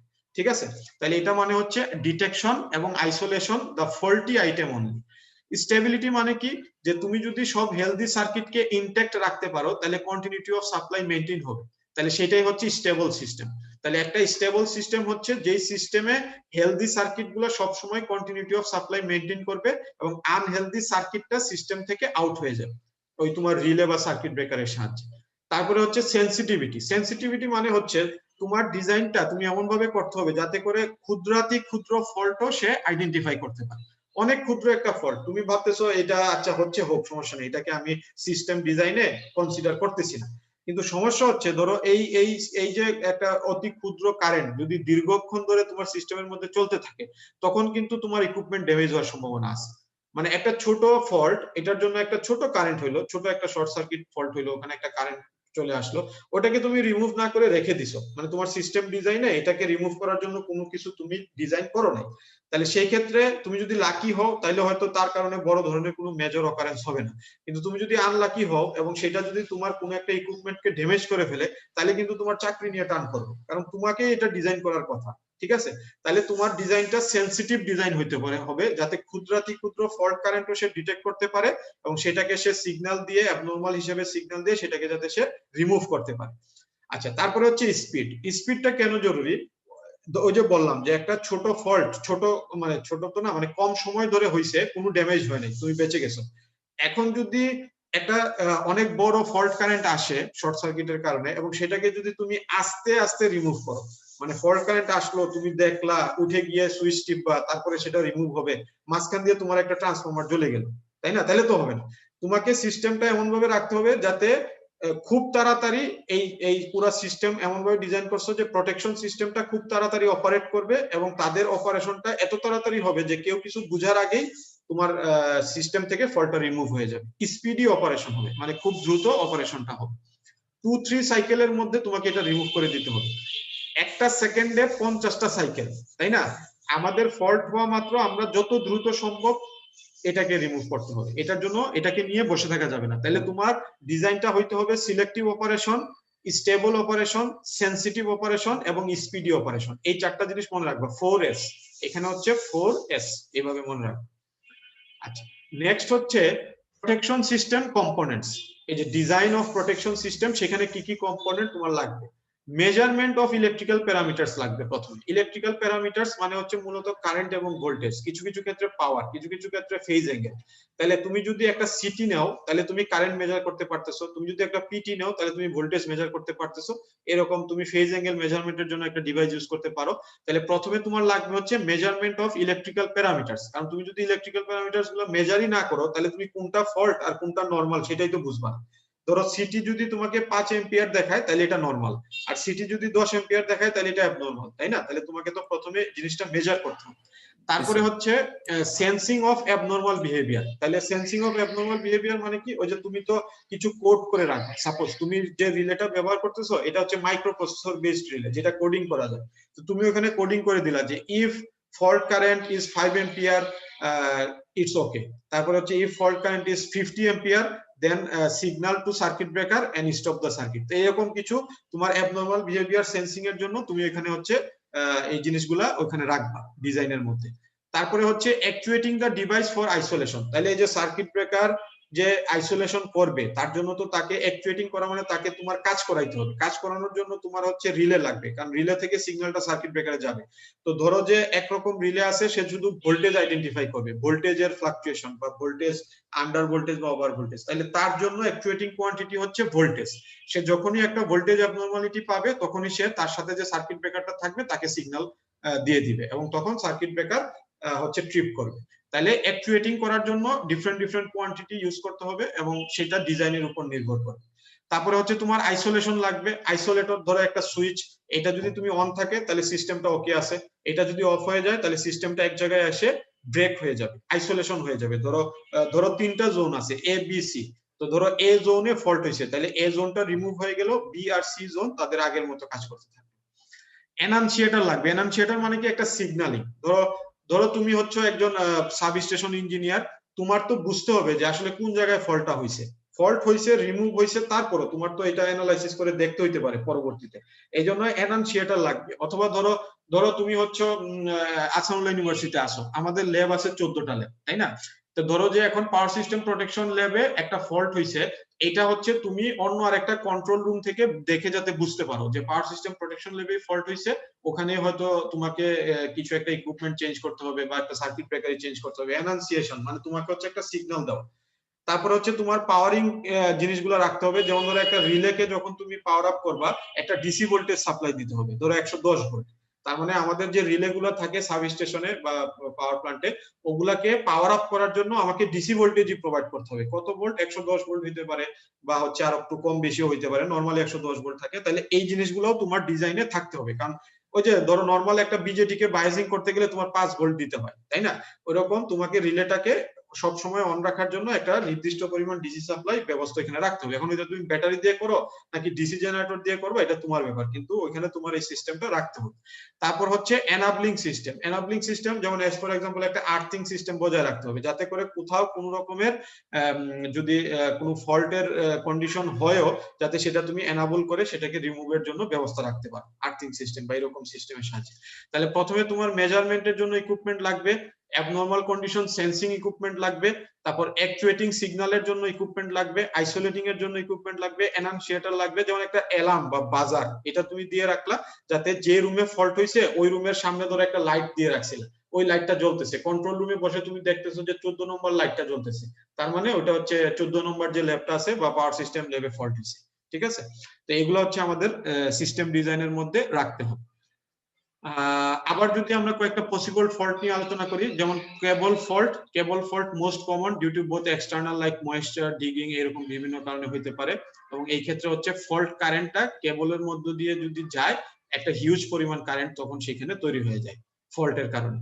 ট্রান্সফরমার ফল্ট হইতে পারে, বিভিন্ন কারণে ট্রান্সফরমার ফল্ট হয়। ট্রান্সফরমারের মধ্যে তোমরা জেনে থাকবা যে ট্রান্সফরমার ওয়েল থাকে, যেটা দিয়ে ট্রান্সফরমারটাকে আমরা কুলিং এর ব্যবস্থা রাখি। কোনো কারণে যদি ওই ওয়েলের ব্রেকডাউন হয় তাহলে কিন্তু ট্রান্সফরমারটা কাজ করা বন্ধ করে দিবে, বা ট্রান্সফরমারের ভিতরের যে 3 ফেজ ওয়াইন্ডিং গুলো থাকে ওগুলো ড্যামেজ হয়ে যেতে পারে। তো এরকম বিভিন্ন কারণে সেটা হইতে পারে। আমরা সেগুলো ট্রান্সফরমার প্রোটেকশন যেদিন শিখবো সেদিন দেখবো। বাসবার প্রোটেকশনের মধ্যে হচ্ছে তোমার বাসবার ফল্ট। বাসবার মানে কি? বাসবার হচ্ছে আমাদের পুরা যে সিস্টেম নেটওয়ার্কটা, সেই নেটওয়ার্কটাকে আমরা বলি হচ্ছে বাসবার। তো এখানে যদি কখনো কোনো ফল্ট হয় এবং এখানে যদি তুমি কোনো ব্যাকআপ না রাখো, সেই ক্ষেত্রে কিন্তু তোমার এই ফল্টের কারণে একটা সিস্টেম থেকে অনেকগুলা লোড হয়তো আইসোলেট হয়ে যাবে তখন। হ্যাঁ, তো এগুলো হচ্ছে আমাদের একটু মাথায় রাখতে হবে কোন কোন জায়গায় ফল্ট গুলা কমন ফল্ট আর কি। এটা হচ্ছে example of some common faults. Cable fault হচ্ছে খুবই কমন। যেমন তোমরা জানো যে লাইন টু গ্রাউন্ড ফল্ট, যেটা ওটা হচ্ছে 70% of the faults are line to ground faults. মানে একটা তার ছিঁড়ে পড়ে গেছে, ঠিক আছে? তাহলে একটা তার যদি ছিঁড়ে পড়ে যায়, লাইন টু গ্রাউন্ড ফল্ট হয়, তাইলেও তো একটা এলাকা কারেন্ট আর পাচ্ছে না, বিদ্যুৎবিহীন অবস্থায় চলে যায়। তো যত দ্রুত সম্ভব এটা আবার ঠিক করতে হবে। বা ট্রান্সফরমার ফল্ট বলো বা বাসবার ফল্ট বলো, এগুলো হচ্ছে সাম কমন টাইপস অফ ফল্ট। এরপরে হচ্ছে আমাদের শুরুতে যেটা বলছিলাম যে প্রোটেকশন সিস্টেমটা দুই রকমের প্রোটেকশন সিস্টেম হইতে হবে।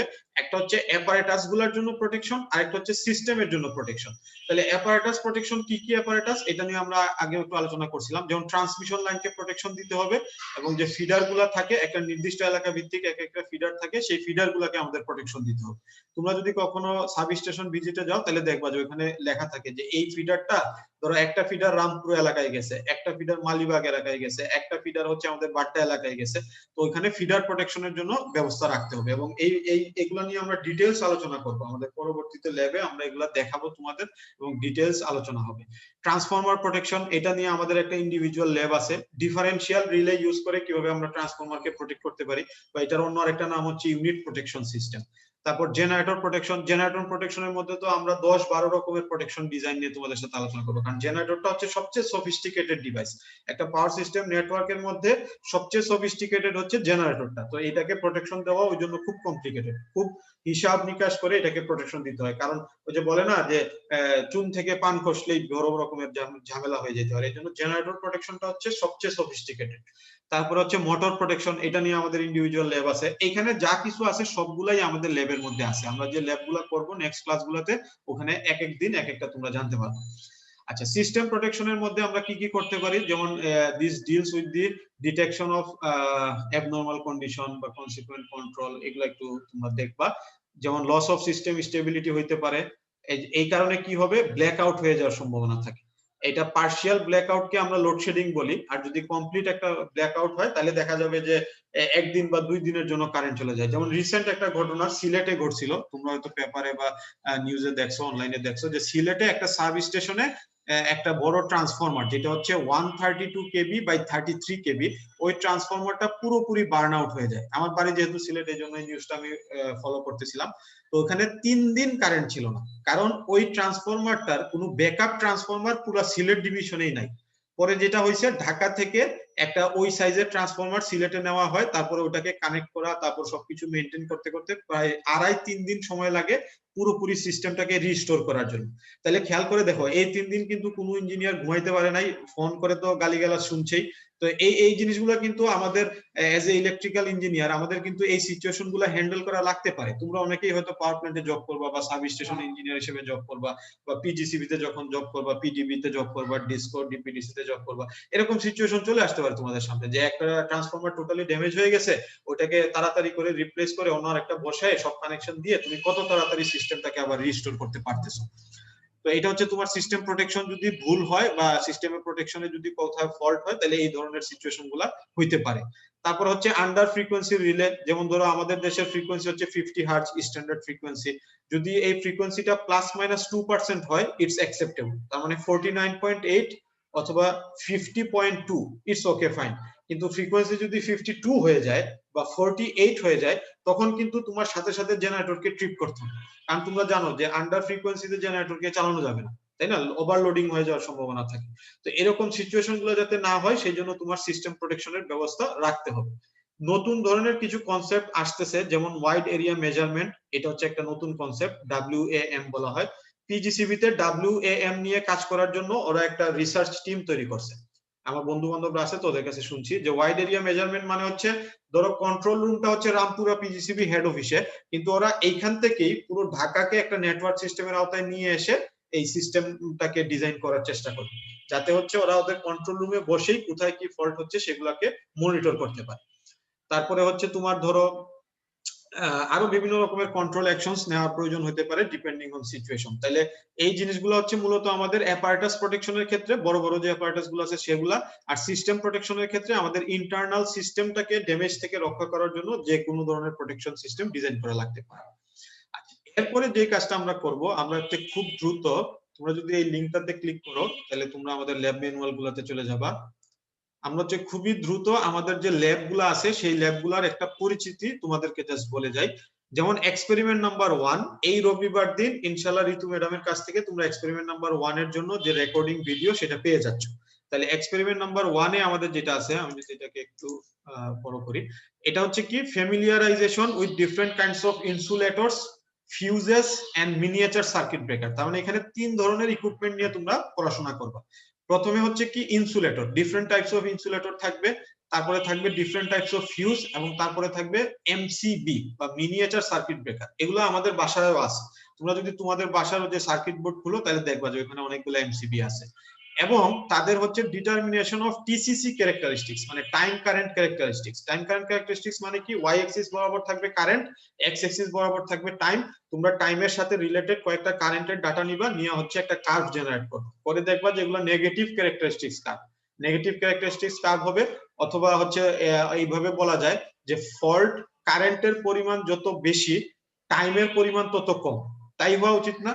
জাস্ট তোমাদের একটা আইডিয়া দিচ্ছি, যে ধরো একটা সার্কিট ব্রেকার, এটা যদি 5 এম্পিয়ার ফল্টের জন্য 1 সেকেন্ড সময় নিয়ে কাজ করে, তাহলে 10 এম্পিয়ার ফল্ট হইলে সে কি কম সময়ে কাজ করা উচিত নাকি বেশি সময়ে কাজ করা উচিত, বলো? প্রশ্নটা বুঝছো? স্যার আরেকবার স্যার একটু বলেন। আচ্ছা আরেকবার বলি, মনে মনে চিন্তা করো যে একটা সার্কিট ব্রেকার তোমার কাছে আছে, এই সার্কিট ব্রেকারটা 5 এম্পিয়ার ফল্ট কারেন্টের জন্য 1 সেকেন্ড সময় নেয় কাজ করার জন্য। এখন যদি 10 এম্পিয়ার ফল্ট কারেন্ট হয়, তাহলে কি ওই সার্কিট ব্রেকারটার সময় বেশি নেওয়া উচিত না কম নেওয়া উচিত?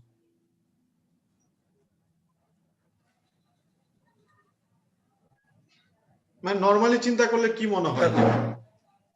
তাড়াতাড়ি স্যার হওয়া উচিত না স্যার? তাড়াতাড়ি হওয়া উচিত, এক্স্যাক্টলি। ধরো 10 এম্পিয়ার হলে সে 1 সেকেন্ডেরও কম সময়ে কাজ জি করে স্যার, 1 সেকেন্ডের কম।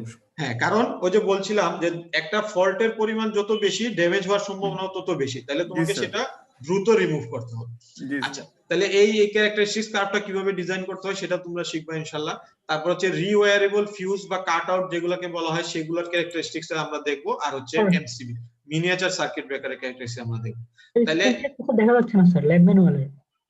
ও, ল্যাব ম্যানুয়ালটা শেয়ার হয় নাই? আচ্ছা সরি সরি, বলো নাই কেন তাহলে?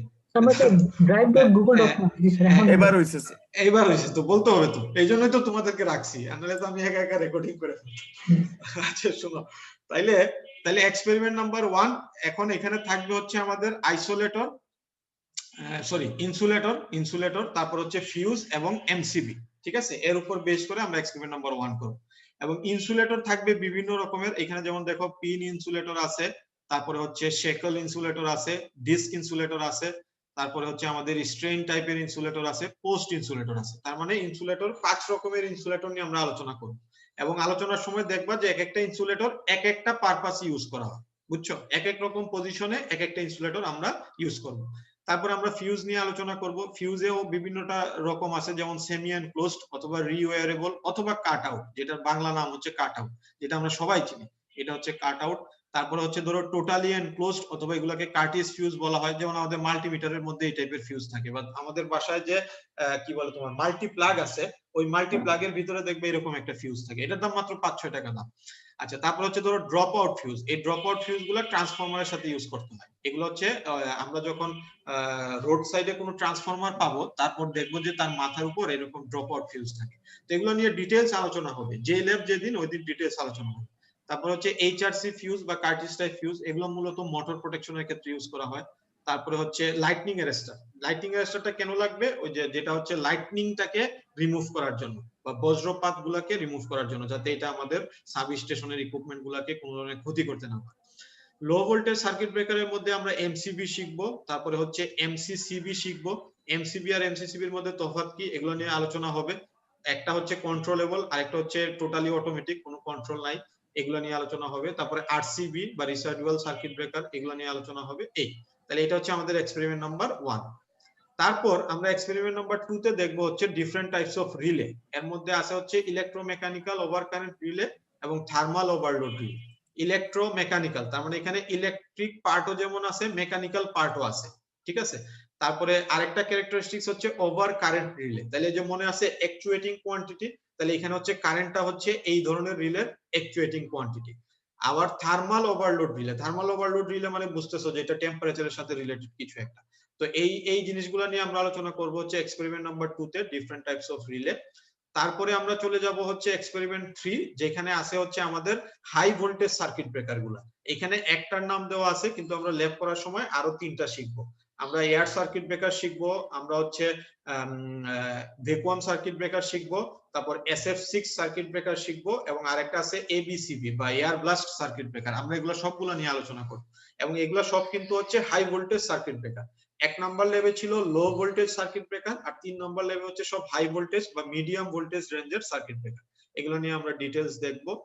এরপরে আমরা 4 নম্বর লেভেলে গিয়ে শিখবো হচ্ছে সাব স্টেশনের ইকুইপমেন্ট গুলাকে কিভাবে প্রোটেকশন দিতে হবে, এবং সেটার জন্য ট্রিপ সার্কিট কিভাবে ডিজাইন করতে হবে। এটা হচ্ছে আমাদের এক্সপেরিমেন্ট নাম্বার 4। এখানে আমরা টোটাল একটা সাব স্টেশনের মডেল দেখব। এরকম একটা সাব স্টেশন, এই যে দেখো এরকম একটা সাব স্টেশন মডেল আমরা দেখবো, যেখানে দুইটা ফিডার আছে, দুইটা ট্রান্সফরমার আছে। এগুলো সব দেখে টেকে আমরা সেইখানকার সিস্টেম ডিজাইনটা শিখবো। তারপরে হচ্ছে আমাদের এক্সপেরিমেন্ট নাম্বার 5 এ আমরা ডিরেকশনাল রিলে নিয়ে আলোচনা করব। ডিরেকশনাল রিলে, তাহলে একটু আগে 2 নম্বর এক্সপেরিমেন্টে আমরা দেখছিলাম হচ্ছে থার্মাল ওভারলোড রিলে বা ইলেকট্রোমেকানিক্যাল রিলে, কিন্তু এইখানে এসে যে রিলেগুলা, এগুলো সব হচ্ছে মাইক্রো প্রসেসর বেসড রিলে, যেগুলো প্রোগ্রামেবল। ঠিক আছে, আগের গুলা কিন্তু প্রোগ্রামেবল না। এক্সপেরিমেন্ট 2 তে যেগুলো, এগুলো হচ্ছে নরমাল একদম ফার্স্ট জেনারেশনের রিলে। হ্যাঁ, এক একটা জেনারেশন পরে তো জিনিসপত্রগুলো অনেক আধুনিক হয়। ওইরকম থার্ড জেনারেশন রিলে হচ্ছে যেগুলো মাইক্রোপ্রসেসর বেসড রিলে, এগুলো আমরা শিখবো হচ্ছে এক্সপেরিমেন্ট নাম্বার 5-6 এ এসে। তাহলে প্রথমে শিখবো ডিরেকশনাল রিলে, এটা কি, কিভাবে কাজ করে, কোন ডিরেকশনে করে, কোন ডিরেকশনে করে না, কিভাবে এটাকে কোডিং করা যায়, এটার স্পেসিফিক এরিয়া কিভাবে সেট করে দেওয়া যায়, এগুলো সব নিয়ে আমরা ডিটেইলস আলোচনা করব। আচ্ছা, তারপরে হচ্ছে 6 নম্বরে থাকবে ডাইরেকশনাল রিলে, ডাইরেকশনাল না, ওভার কারেন্ট রিলে, এবং তার সাথে ওভার কারেন্ট রিলেকে কোঅর্ডিনেশন কিভাবে করতে হয়। কোঅর্ডিনেশন মানে কি, যখনই তোমার রিলের পরিমাণ একের চেয়ে বেশি, তখন তো তাদের মধ্যে একটা কোঅর্ডিনেশন করতে হবে, যে কে আগে কাজ করবে, কে পরে কাজ করবে, কাকে আগে কাজ করানো তোমার প্রয়োজন, তাই না? ওগুলো তোমাকে কোঅর্ডিনেট করতে হবে। এবং অ্যাডভান্টেজ অফ প্যারালাল ফিডার, যে ফিডারের সংখ্যা যদি একের বেশি হয়, তাহলে তোমার কি কি সুবিধা অসুবিধা আছে, সুবিধাই আর কি। এই সুবিধার কারণে আমরা হচ্ছে প্যারালাল ফিডার ইউজ করি। যেমন দেখো এখানে এই যে দুইটা ফিডার ইউজ করা হচ্ছে, প্যারালাল ইউজ করা হচ্ছে। কেন, এগুলো তোমরা জানতে পারবা। স্যার ফিডার জিনিসটা কি স্যার? ফিডার হচ্ছে ধরো একটা স্মল নেটওয়ার্ক, যেটার সাথে তোমার এই প্রোটেকশন ইকুইপমেন্ট গুলো যেমন থাকবে, তারপর এটা হচ্ছে একটা ট্রান্সমিশন লাইন নেটওয়ার্কের মতো, যে এখান দিয়ে গিয়ে লোড পর্যন্ত কারেন্টটা যাবে। এই যে খেয়াল করো জিনিসটা, এখান থেকে যদি দেখো, এই যে দেখো একটা 33 কেভি ট্রান্সমিশন লাইন, জি ঠিক স্যার। আছে, এই যে একটা 33 কেভি ট্রান্সমিশন লাইন এই পর্যন্ত এসে এই ট্রান্সমিশন লাইন থেকে দুইটা ফিডার বের হইলো। এই যে দেখো দুইটা ফিডার বের হইলো, এবং এই ফিডার গুলোর সাথে এই যে রিলে আছে, সার্কিট ব্রেকার আছে। এই যে এই ক্রসটা হচ্ছে একটা সার্কিট ব্রেকার, আর এটা হচ্ছে একটা রিলে, ওভার কারেন্ট রিলে। এটা হচ্ছে একটা সিটি, ঠিক আছে। জি স্যার। আবার এখানে আরেকটা পিটিও আছে, তার মানে সিটি পিটি এই সবকিছু এঙ্গেজ থাকবে। ফিডার, ফিডার মানে হচ্ছে ধরো একটা নেটওয়ার্কের মধ্যে একটা একটা জায়গা যেখান দিয়ে তুমি এই পাওয়ারটাকে ট্রান্সমিট করবা। কিন্তু এটা একের বেশি হইলে যেটা সুবিধা, যে কোনো কারণে যদি এক নম্বরটা ড্যামেজ হয়, দুই নম্বরটা দিয়ে যদি তুমি বাইপাস করে দিতে পারো পাওয়ারটাকে, জি স্যার। জি স্যার। ঠিক আছে। তাহলে দেখো যে এখানে দুইটা ফিডার হওয়ার পরে এখানে তোমার এই যে লোড গুলা দেখানো হয়েছে, কোনো কারণে যদি ফিডার ওয়ানটা ড্যামেজ হয়ে যায় তাহলে আরেকটা দিয়ে চলে যাবে। আরেকটা দিয়ে চলে যাবে। হ্যাঁ, এইভাবে আর কি ডিজাইন গুলো রাখা হয়, ব্যাকআপ সিস্টেম হিসেবে রাখা হয়। তারপরে এটা চলে গেল, তাহলে রিলে শেষ। এরপরে আমরা প্রোটেকশন অফ ট্রান্সফরমার শিখবো। ট্রান্সফরমারের মধ্যে প্রোটেকশন দেওয়ার জন্য হচ্ছে ডিফারেন্সিয়াল রিলেটাকে আমরা ইউজ করি। তাহলে দেখো প্রথমে ছিল হচ্ছে ডিরেকশনাল, তারপরে ছিল ওভার কারেন্ট, তারপর ডিফারেন্সিয়াল। তার মানে নামগুলো যেহেতু ভিন্ন, তার মানে অপারেটিং যে ক্যারেক্টারিস্টিক্স সেটাও ভিন্ন হবে। তোমরা আন্দাজ করতে পারতেছো যে যেহেতু নামগুলো চেঞ্জ হয়ে যাচ্ছে, তার মানে অপারেশনের যে ক্যারেক্টারিস্টিক্স সেটাও চেঞ্জ হয়ে যাবে। এবং এগুলো খুব ইন্টারেস্টিং, এগুলো নিয়ে যখন পড়াশোনা করবা তখন দেখবা যে খুবই ইন্টারেস্টিং।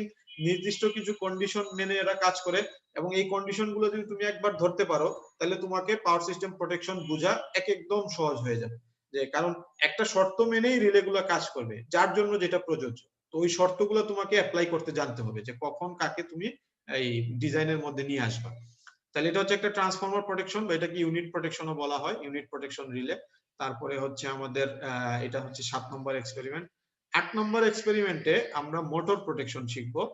এই যে study of different types of motor protection system. এখানে 3 রকমের সিস্টেম আমরা ডিটেইলস আলোচনা করব।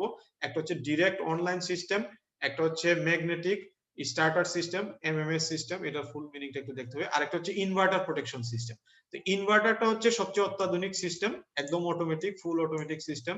ডিওএল, এমএমএস এগুলা কাছাকাছি ডিজাইন, এগুলা কাছাকাছি ডিজাইন। এখানে হয়তো কিছু জিনিস কম আছে, এটা আরেকটু আপগ্রেডেড, এখানে কিছু জিনিস বেশি আছে।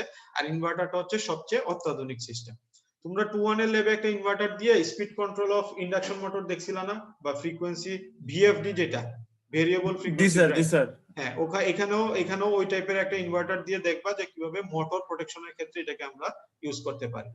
তাহলে এটা হচ্ছে আমাদের motor protection system, direct online, MMS protection system. তারপরে হচ্ছে এই টাইপের একটা ইনভার্টার, এই ইনভার্টার দিয়ে প্রোগ্রামিং করে আমরা হচ্ছে কোডিং এর মাধ্যমে এটা সেট করে দিব, ভেরিয়েবল ফ্রিকোয়েন্সি টাইপ। আচ্ছা, আর একদম লাস্টে এক্সপেরিমেন্ট নম্বর 9 এবং 10, এটা হচ্ছে জেনারেটর প্রোটেকশনের উপর বেস করে। এবং জেনারেটর প্রোটেকশন বেস করে যে ডিজাইনটা, এটা হচ্ছে মাইক্রোপ্রসেসর বেসড ভিএম রিলে।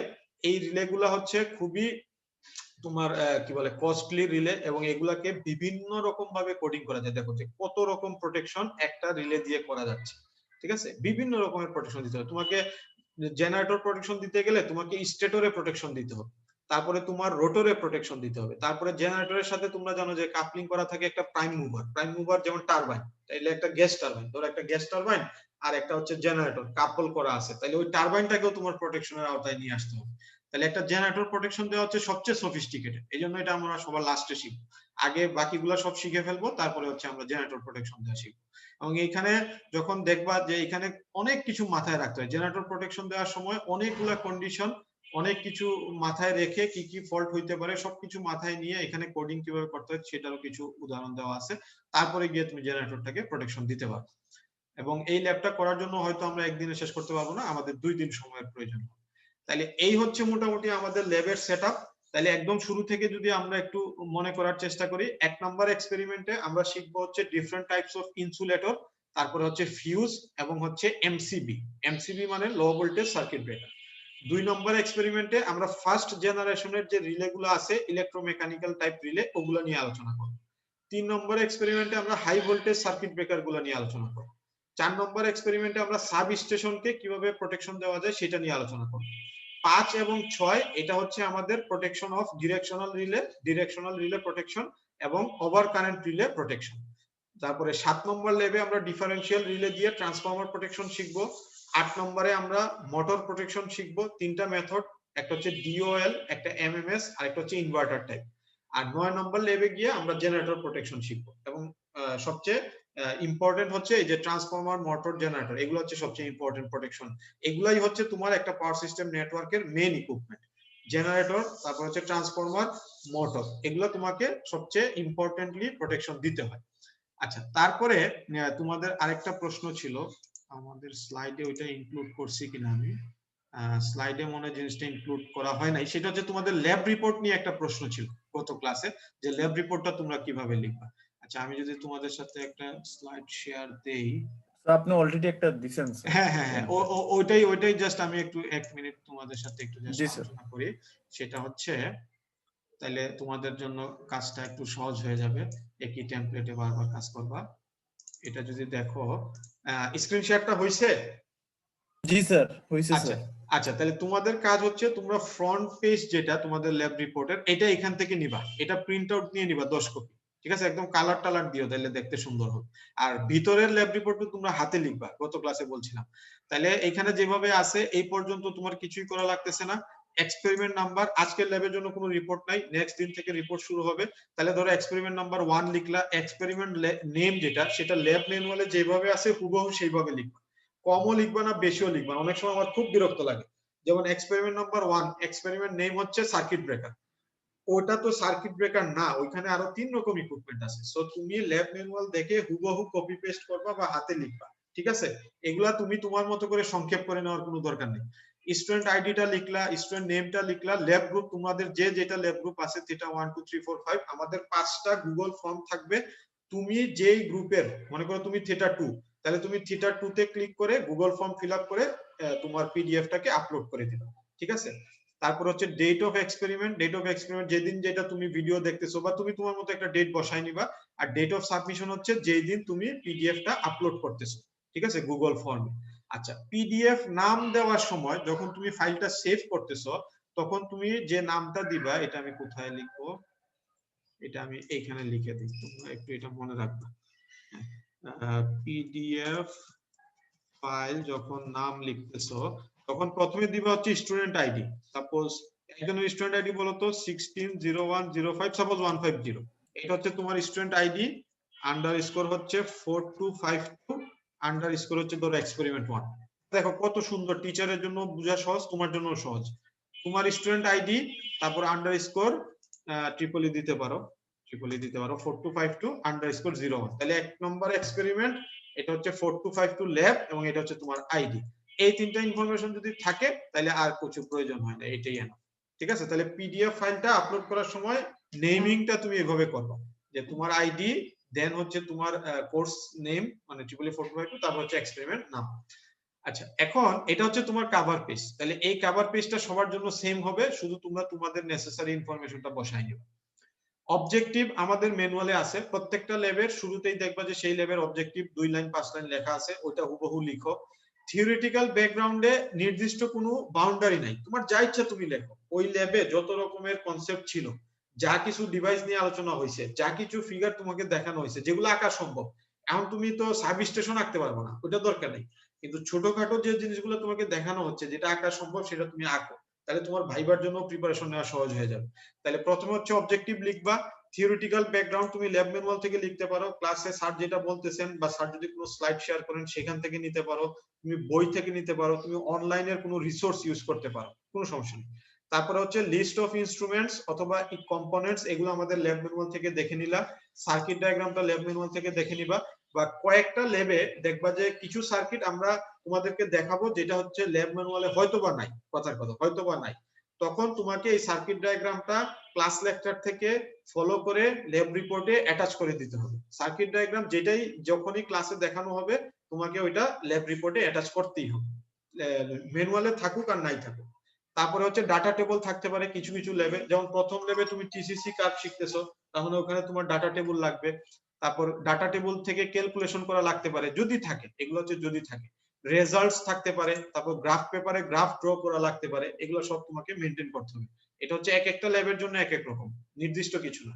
তারপর হচ্ছে রিপোর্ট, রিপোর্টে দেখবা হচ্ছে প্রত্যেকটা ল্যাব ম্যানুয়ালে সবার লাস্টে কয়েকটা করে প্রশ্ন আছে, কয়েকটা করে প্রশ্ন আছে, এই প্রশ্নগুলোর উত্তর সুন্দর করে লিখবা, বই থেকে লিখো, অনলাইন রিসোর্স থেকে লিখো, যেখান থেকে লিখো আরেকজনেরটা হুবহু কপি করো, ঠিক আছে? নিজের কাছে নিজে অনেস্ট থাকো, সুন্দর করে রিপোর্টগুলো তৈরি করো, এটাই তো তোমার লাস্ট সেমিস্টার।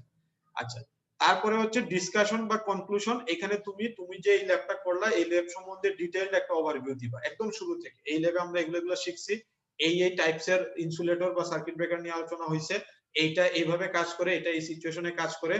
তারপরে হচ্ছে যে এগুলার একটা কম্পারিজন দিতে পারো, তুলনামূলক কম্পারিজন, যেখানে আমি এমসিবি শিখছি, এই এমসিবির সাথে এই এমসিসিবি এর পার্থক্য হচ্ছে এরকম। এগুলো তুমি ডিটেইলস লিখবা, যে একটা এক্সপেরিমেন্ট করার পরে ওখানে তো অনেক কনসেপ্ট তোমাকে দেওয়া হচ্ছে, তুমি কতটুকু সেটা বুঝতে পারছো সেটা তুমি এই ডিসকাশনে রিফ্লেক্ট করবা বা দেখাবা। রেফারেন্স সেকশনটা তোমাদের জন্য নতুন, হয়তোবা অন্য লেভে তোমাদের এটা প্রয়োজন হবে না, কিন্তু এই লেভে লাগবে। সেটা হচ্ছে কি, তুমি এই লেভে যা কিছু লিখছো সেটা হইতে পারে সুনীল রাওয়ের বই থেকে, সেটা হইতে পারে সিএল ওয়াদা বা ওয়াদা একটা ওনার বই আছে সেটা হইতে পারে, তারপর অন্য কোনো টেক্সট বই হইতে পারে যেটা হয়তো তুমি অনলাইনে পাইছো, বা কোনো একটা ওয়েবসাইট যেটা তুমি অনলাইনে পাইছো, কোনো একটা পেপার, কোনো একটা জার্নাল, কোনো একটা আর্টিকেল, যাই তুমি ইউজ করছো সেটা তুমি রেফারেন্সে উল্লেখ করে দিবে। যদি তোমার একটা রেফারেন্স থাকে সেটা উল্লেখ করবা, যদি 10টা থাকে সেটাও করবে। যেমন ল্যাব ম্যানুয়ালও একটা রেফারেন্স হইতে পারে, কারণ অনেক কিছু হয়তো তুমি ল্যাব ম্যানুয়াল থেকে সরাসরি কপি করতেছো, তাহলে ওটাকেও তুমি রেফারেন্স হিসেবে দিয়ে দিবা। আচ্ছা, তারপরে হচ্ছে এই যে পিডিএফ ফাইলটা আপলোড করার সময় যে আপলোড করবা, uploaded PDF file name, uploaded PDF file name, এই নেমিংটা যাতে তোমাদের একুরেট হয়। তাহলে তোমাদের রোল নাম্বার, তোমাদের এটা হচ্ছে ল্যাবের যে আইডিটা সেটা, আর হচ্ছে তোমার এক্সপেরিমেন্ট নাম, এজ ফর এক্সাম্পল, এইভাবে করে দিয়ে দিলাম। আচ্ছা, তাহলে এখান পর্যন্ত কোনো প্রশ্ন আছে? জি স্যার। আচ্ছা বলো, একটু তাড়াতাড়ি বলো। আমার আমি যদি স্যার কোনো সোর্স থেকে নিয়ে যদি আমার মতো করে লিখি, সেক্ষেত্রে কি স্যার হ্যাঁ করে দিতে হবে? হ্যাঁ, উল্লেখ করে দিতে হবে। রেফারেন্স তুমি যেটাই নিবা সেটাই উল্লেখ করে দিবা, একটা ওয়েবসাইট অ্যাড্রেস হইলে কপি পেস্ট করে দিবা, সমস্যা নেই। বই স্যার এটা কি স্যার ধরেন এই যে আমরা পেপার লেখার সময় যেরকম 1 2 দিই, ওইরকম কি দেওয়া হ্যাঁ লাগবে? হ্যাঁ হ্যাঁ, ওই রকম। হ্যাঁ, মানে তুমি বডিতে দেওয়ার দরকার নাই, তোমার জি স্যার। রিপোর্টের বডিতে দেওয়ার দরকার নেই, তুমি লাস্টে রেফারেন্স সেকশনে দিয়ে দিলেই হবে জি যে স্যার। আমি এই 5টা রেফারেন্স ইউজ করছি। ও বুঝছি, তোমার প্রশ্নটা বুঝছি। নরমালি তো পেপারে তোমরা ভিতরে দাও, জি এখন স্যার। ভিতরে না দিলেও চলবে, তুমি শুধু লাস্টে রেফারেন্স সেকশনে উল্লেখ করে দিবা 1 ল্যাব ম্যানুয়াল, 2 সুনীল রাও, 3 ওয়াদা, এভাবে করে দিয়ে দিবা, ঠিক আছে? জি স্যার। ওকে। স্যার টপ পেজটা কি স্যার হাতে করতে পারবো না চাইলে না না স্যার? না, টপ পেজ হাতে করবা কেন? তাহলে এটা বানাইলাম কেন কষ্ট করে? এটা প্রিন্ট দাও, 10 পেজ 20 টাকা নিবে, সমস্যা কি আছে? এটা প্রিন্ট করে ফেলো না, তুমি এই পেজটাই প্রিন্ট করে ফেলো, বুঝছো? তারপরে তুমি কি করবা, এক্সপেরিমেন্ট নাম্বার, এক্সপেরিমেন্ট নেম বসাবা, স্টুডেন্ট আইডি, স্টুডেন্ট নেম বসাবা, বা এই দুইটা বসায় তুমি প্রিন্ট দিও, তাহলে তোমার কাজ আরো সহজ হয়ে গেল, ঠিক আছে? স্যার এক্সপেরিমেন্ট নেমের নিচে স্যার একটু স্পেস দিলে ভালোই তো স্যার। জি স্যার। এটা এটা তো তুমি দিবা, তোমার জন্য রাখছি, এটা তো টেমপ্লেট। জি স্যার। টেমপ্লেট আচ্ছা জি স্যার, এডিট করা যাবে তাহলে? এডিট করবা তো, এটা ডক ফাইল না, এটা জি এডিট স্যার। করবা। যেমন এখানে তুমি θ1, তাহলে তুমি বাকিগুলা কেন রাখবা? তুমি এগুলা কেটে জি দিবা, স্যার। ঠিক আছে? জি স্যার। আর এই সিরিয়ালটা মেইনটেইন করবা, এখানে যে সিরিয়ালটা আছে সেটা মেইনটেইন করবা। জি স্যার। ওকে, বলো, আর কোনো প্রশ্ন না থাকলে আমি এখন ক্লোজ করে দিব। তো আজকে কি স্যার সন্ধ্যায় কি স্যার কোনো মিটিং মানে ক্লাস না, হবে? আজকে হবে না, আগামী রবিবারে ভিডিও পাবা, বৃহস্পতিবারে মিটিং, আবার রবিবারে ভিডিও, বৃহস্পতিবারে মিটিং, এইভাবে করে চলতে থাকবে। জি স্যার। ওকে। আচ্ছা, যারা ছিলা তাদেরকে অনেক ধন্যবাদ আমাকে সময় দেওয়ার জন্য। আর ইনশাল্লাহ তাহলে আগামী বৃহস্পতিবারে আমাদের মিটিং হবে সন্ধ্যা 7টায়, 7টার সময়, ঠিক আছে? জি স্যার। জি স্যার। ওকে ওকে, আল্লাহ হাফেজ। ঠিক আছে, আসসালামু আলাইকুম। ওয়ালাইকুম আসসালাম।